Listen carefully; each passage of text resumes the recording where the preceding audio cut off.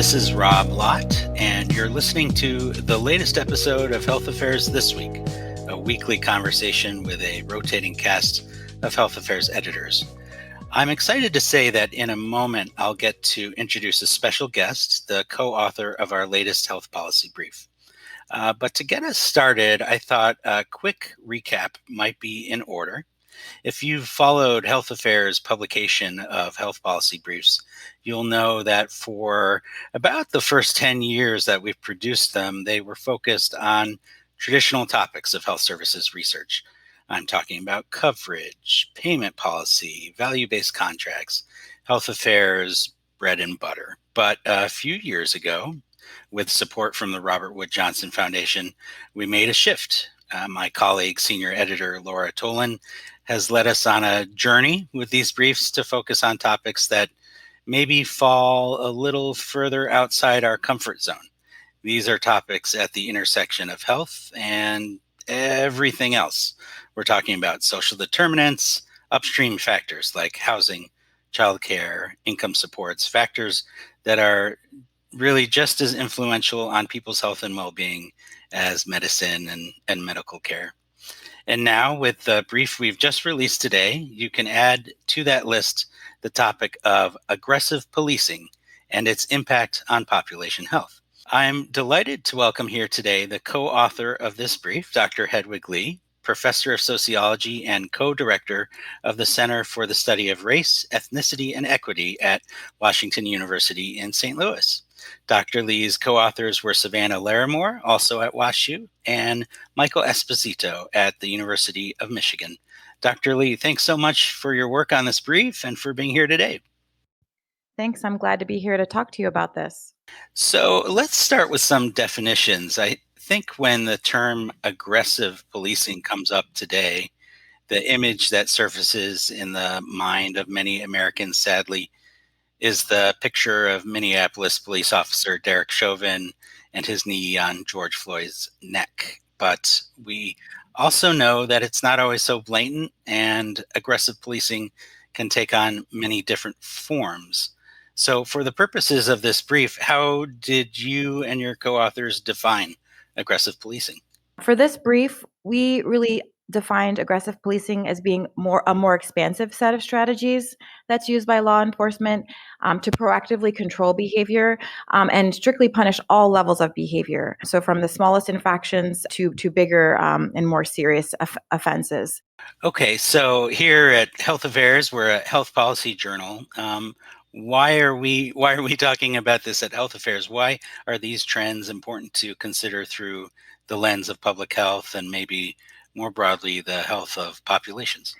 I think Health Affairs is doing a great job in helping us to understand that all policies are health policies. So I want to say that first. And any kind of policy we think of, from education policy to crime policy, does have impacts on health, and policing is no exception. We know from a large and growing body of research that aggressive policing has negative impacts on individuals who experience aggressive policing and also individuals in the communities in which they live.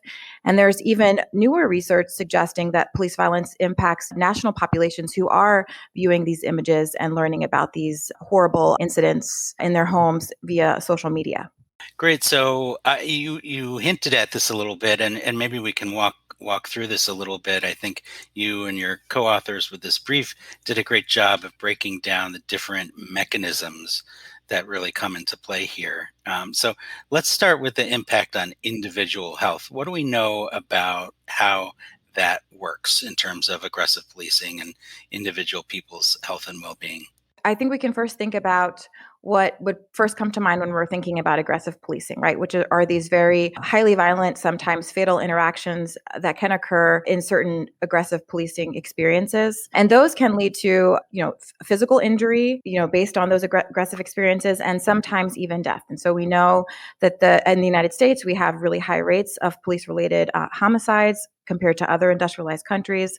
So that's sort of the first sort of individual level outcomes we can think about. There's also mental health consequences of individual experiences with police violence. And so these are highly stressful events that can also lead to short-term mental health outcomes as well as long-term mental health outcomes for some individuals. The other thing that we can think about as well, in addition to sort of these mental health consequences of policing, is also just some practical public health, sort of health behavior outcomes that are related to policing.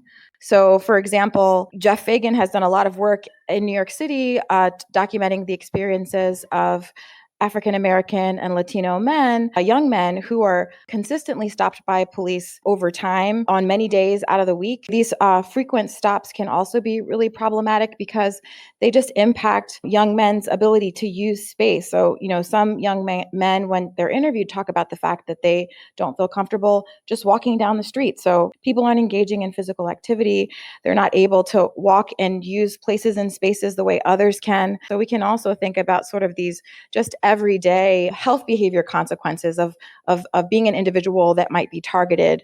That's a great segue. Your reference to neighborhoods sort of suggests that in addition to the individual health impacts, there's also a sort of broader community impact as well. Is that right? Yes, we also should be thinking about the ways in which aggressive policing expands to hurt or harm not just the individuals who experience that, but the communities in which they're embedded. And in the brief, we talk about this, and we talk about the sort of work that suggests that places where there are high levels of policing intervention are places where communities are also feeling high levels of stress. They're feeling as though they are also being surveilled. This makes them vigilant.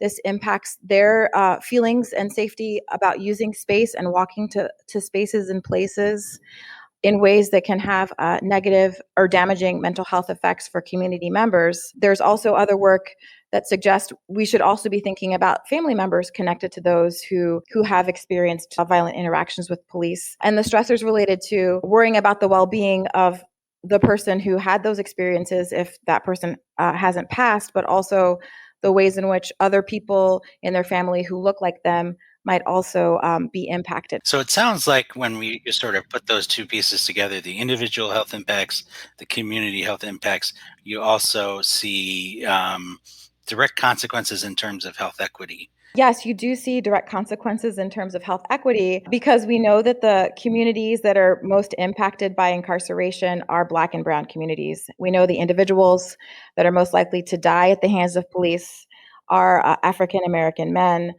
That means that the negative consequences of over policing are being borne by Black and Brown communities, which then could help us to understand why we see persistent health disparities in the United States. To some extent, you've described what we do know about the relationship between aggressive policing and public health and population health.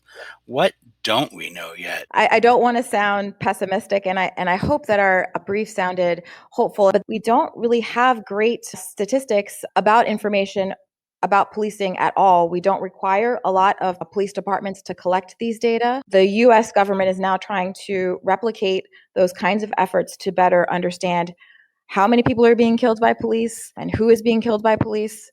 But we still have a long way to go. With the data that we do have available, we are able to show that we are outliers compared to countries that we compare ourselves to for economic reasons, et cetera. But we need to do better about that. And we also need to do better about collecting just other sort of information about everyday policing. We just don't have good documentation of any kinds of policing practices in ways that could help us to better understand the policing landscape.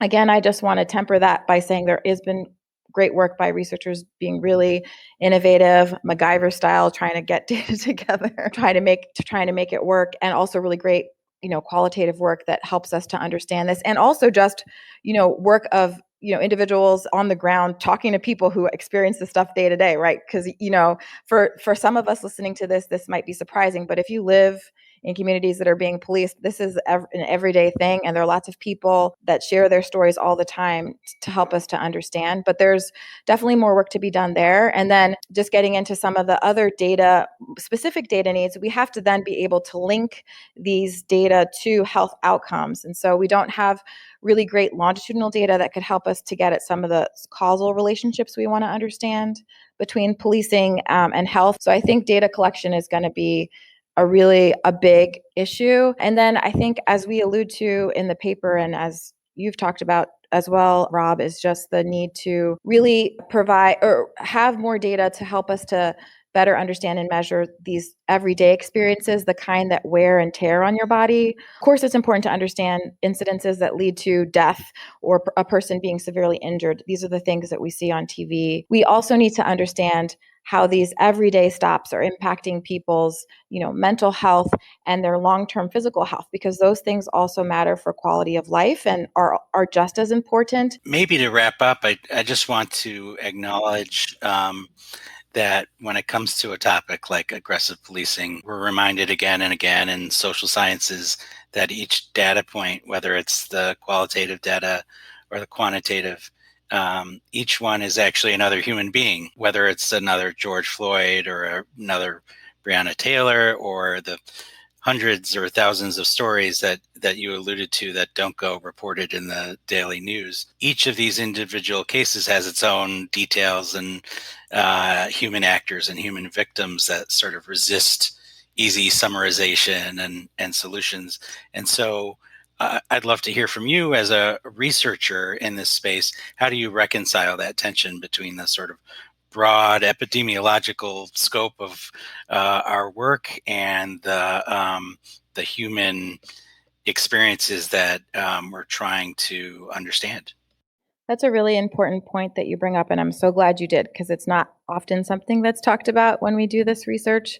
I'm definitely a demographer, and I really think it's important that we have population based data to be able to provide the receipts to show to show policymakers, to show people who want to look away, that these are actually patterns, that this is a lot of people, this isn't a small amount of people, and that Black and brown people are systematically the people that are bearing the brunt of these practices that need to change. And especially for me, as a person who identifies as African American and Puerto Rican, this really hits home for me. These are my cousins. This is my brother. These are the people that matter to me too. And so I don't know if I can reconcile, how do we humanize these numbers? But I think what I can reconcile, at least for me personally, is that I'm providing the evidence base to make sure that people have to listen, and people cannot treat these situations as one-offs. This is happening. This is happening every day. And even if a person isn't being hurt physically or being killed, it's still important that we change how we treat people, because everybody deserves to have humanity. Everybody deserves to be able to walk down the street and not worry that they're going to be stopped by police just because of the way they look or what neighborhood they live in. That is inequality, and we have to fix that. And those are these are forms of inequality that do have consequences on people's health.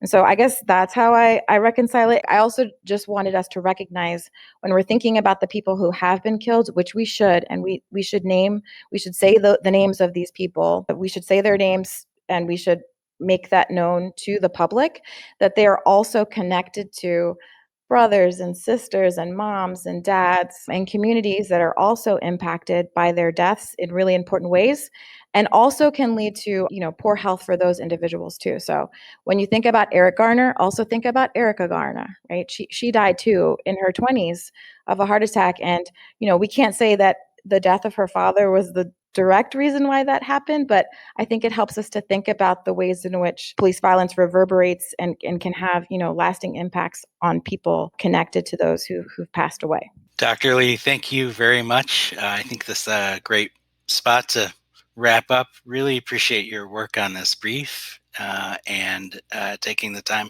to talk with us here today. Thank you. That does it for Health Affairs this week. Thanks to everyone for listening. If you enjoyed it, tell a friend, subscribe, and we'll look forward to seeing you next week.